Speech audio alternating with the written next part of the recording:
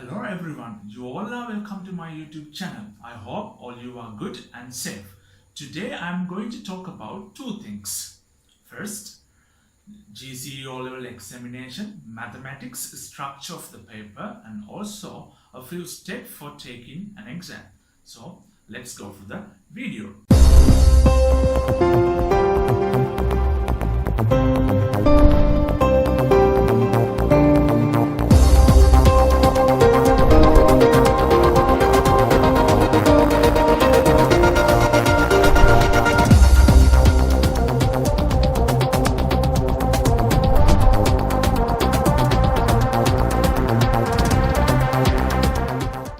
GCE O-level examination, mathematics, structure of the paper. You will have two papers called paper 1, paper 2. For paper 1, you have 2 hours. For paper 2, you have 3 hours with additional reading time 10 minutes. Paper 1 has 2 parts called part A, part B. And paper 2 has 2 parts, part A, part B. In paper 1, part A consists 25 short questions. You can spend 2 minutes and 40 seconds on each question. 2 marks are given for each question. Then from part A, you will gain 50 marks. In part B, also consists 5 questions. You can spend 12 minutes on each question. 10 marks are given for each question. You will gain 50 marks on part B. Paper 1, you will have 100 marks. Remember, both part A and B, you need to be answered on the paper. Extra papers won't be provided, but you can ask blank papers for scratch work. Paper 2. Part A consists 6 questions and you need to choose 5 questions. You can spend 18 minutes on each question. 10 marks are given for each question. Then you will gain 50 marks on part A. And part B also consists 6 questions and you need to choose 5 questions. You can spend 18 minutes on each question. 10 marks are given for each question. Then you will gain 50 marks from part B. Paper 2, you will have 100 marks. Additional paper will be provided for answering the questions. Also, you will have a graph paper. Paper 1 carries 100 marks and paper 2 carries 100 marks. Altogether 200. So 200 divided by 200, then marks are given from 100. I hope you understand the structure of the paper. Now I'm going to explain you the tips for taking an exam. This is really important for everyone, those who go to exam.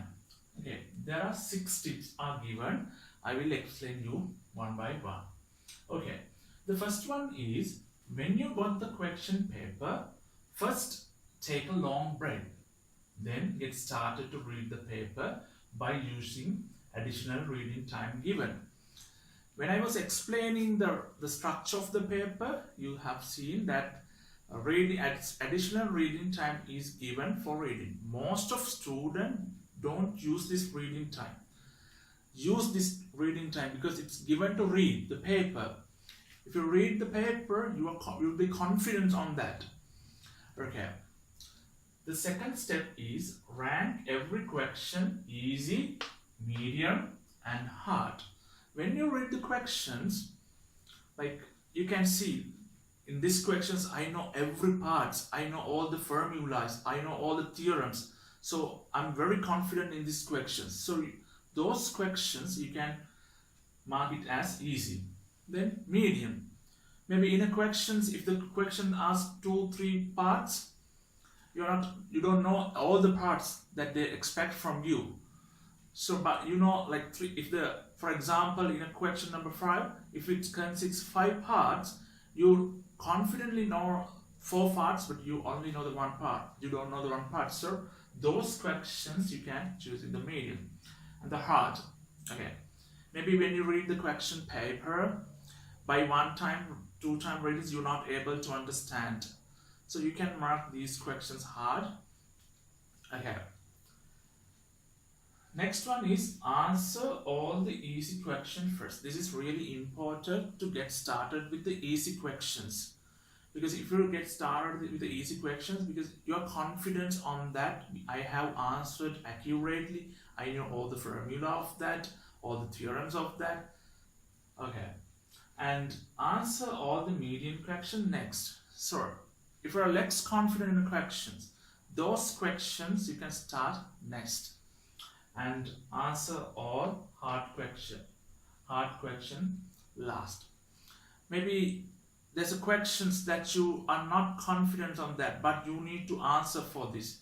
So this kind of question you can choose at last, because it takes some more time. You need to think about it again and again. Maybe the things you have studied you don't remember. When you think again and again and again, maybe it's possible to come into your mind.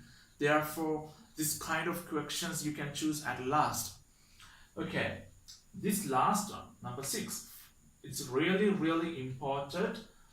Recheck your all answers again. This is not most of students are doing, but it's really important.